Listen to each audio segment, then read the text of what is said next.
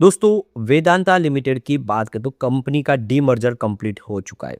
नई जो price discover हुई है वेदांता लिमिटेड की क्लोजिंग प्राइस 271 की रही है। तो यहाँ पे देखें तो करीब 65% डाउन हो गया प्राइस। लगभग 750 के आसपास थी डीमर्जर के पहले प्राइस। तो डीमर्जर के पास वैल्यू डिस्कवर हो चुके हैं वेदांता लिमिटेड की। अब वेदांता में जो सबसे बड़ा हिस्सा होगा वो हिंदुस्तान जिंक का होगा। दूसरी बिजनेस जो है आने वाले समय बाजार में लिस्ट होंगे। अब वो कब तक लिस्ट होंगे उसकी जानकारी को भी हम एक बार इस वीडियो के माध्यम से डिस्कस करेंगे और इस डीमर्जर के बाद आगे की क्या संभावना बनेगी उसको भी जानेंगे। क्या निवेशकों को अब शेयर खरीदने चाहिए या फिर वेट करना चाहिए उसको भी जानेंगे। और दूसरी तरफ अगर आप देखें तो रिजल्ट के अंदर भी कुछ पॉजिटिव संभावना बनी है जो इशारा करिए कि आने वाले समय वेदांता में फिर से पॉजिटिव माहौल बन सकता है।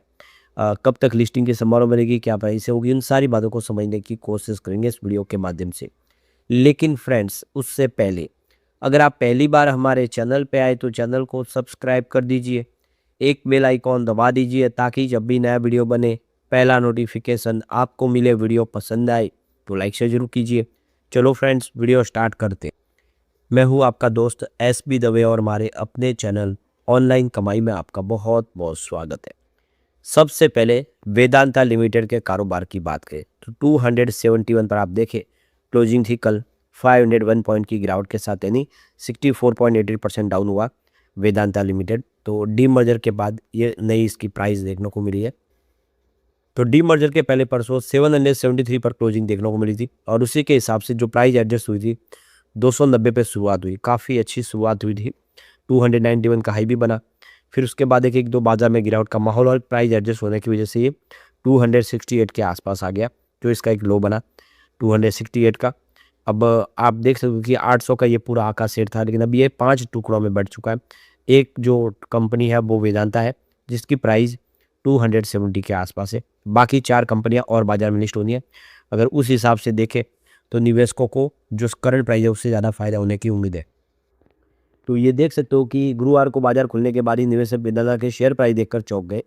वेदांता के शेयर गुरुवार को एनएसई पर करीब 63% गिरकर 289 पर खुले।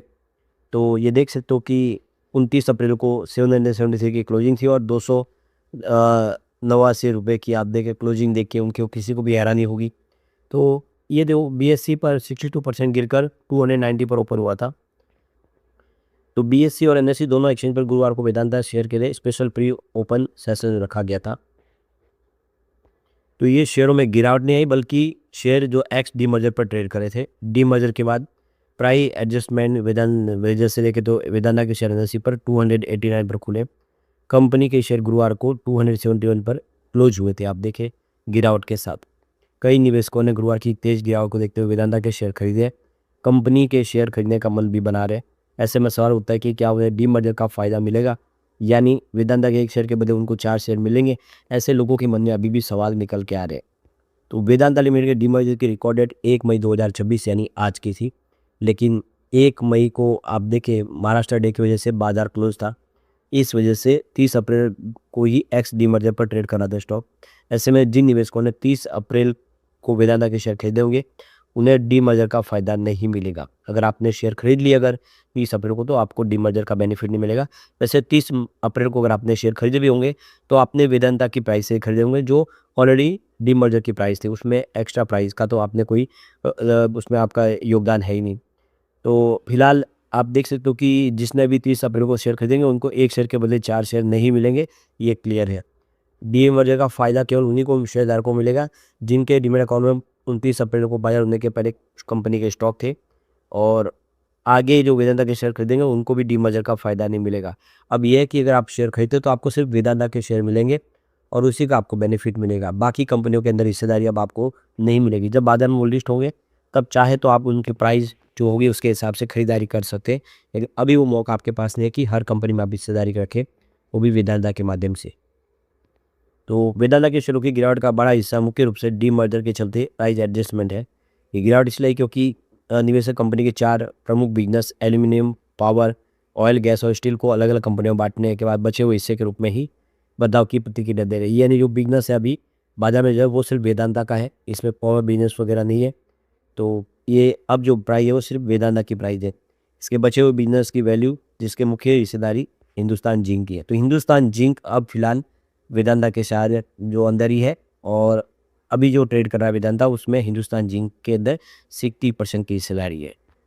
तो वेदांता के डीमर्जर के चलते 5 नई कंपनियां बनेगी जिसमें वैल्यूएशन को समझना आसान होगा। निवेशकों की भागीदारी भी बढ़ सकती है। फिलहाल इसके शेयरों में उतार चढ़ाव दिख रहा है। टेक्निकल एडजस्टमेंट और रिकॉर्ड डेट से पहले आई तेजी प्रॉफिट बुकिंग का इस समय असर देखने को मिला है। हालांकि ब्रोकरेज फर्म का मानना है कि समय के साथ इस डीमर्जर के फायदे सामने निकल कर आएंगे। ये जो डीमर्जर हुआ है इसके असली बेनिफिट आने वाले समय ही देखने को मिलेंगे।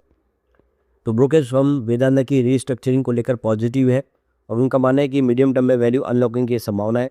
Brokerage firm Emkay Global Financial Service के मुताबिक डीमर्जर प्योर प्ले ट्रांजिशन है, उसको हमारे सामने लेकर आ रहा है, जिसकी वजह से अलग अलग बिजनेस में निवेशकों की दिलचस्पी आगे बढ़ेगी और बेहतर कैपिटल एलोकेशन के चलते री रेटिंग भी हो सकती है इन कंपनियों की। ब्रोकरेज फर्म का मानना है कि एल्यूमिनियम और जिंक मिलकर कंपनी की कमाई का बड़ा हिस्सा देते हैं और डीमर्जर के बाद एल्यूमिनियम और पावर बिजनेस में भी अच्छी ग्रोथ की संभावना बनेगी।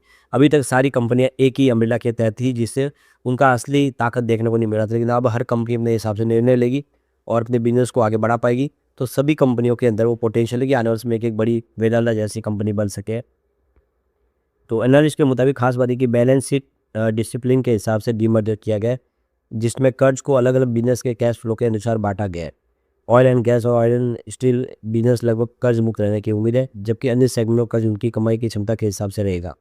नोमा इंस्टीट्यूट ऑफ इक्विटीज का कहना है कि कंपनी ने अलग अलग एंटिटीज में कर्ज को बैलेंस तरीके से बांटा है। उम्मीद जताई है कि डीमर्जर के बाद 4 और जो कंपनियां जून तक लिस्ट हो जाएगी। फिलहाल वेदांता के लिए ब्रोकरेज फर्म ने शेयर की जो प्राइस है 336 फिक्स की है। तो एनएससी और बीएससी इस पर अलग से सर्कुलर जारी करेगा, इसलिए ट्रेडर्स को अपडेट रखना चाहिए कि कब तक यहाँ पे लिस्टिंग होगी। तो डीमर्जर के बाद नई कंपनियों की लिस्टिंग धीरे धीरे होगी।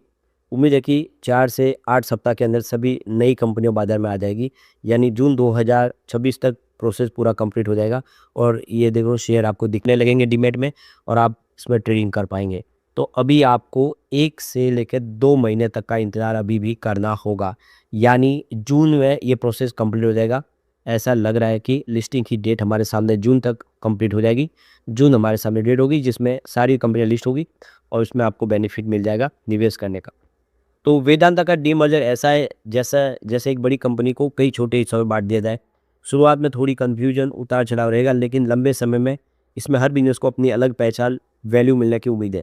ऐसे में निवेशकों के लिए सबसे ज़रूरी बात यह है कि घबराने की नहीं है, बस अपडेट्स पर नज़र रखें और समझदारी से फैसला लें। आने वाले समय में कुछ बड़ा यहाँ पे शानदार हो सकता है। लेकिन फ्रेंड्स, कोई भी इन्वेस्टमेंट करने से पहले अपने फाइनेंशियल एडवाइजर से एडवाइस ले लें या अपना खुद का रिसर्च करें, क्योंकि मैंने वीडियो आपके एजुकेशनल पर्पज़ के लिए ही बनाया। वीडियो पसंद आए तो लाइक से जरूर कीजिए और चैनल को सब्सक्राइब कर दीजिए। Thank you friends.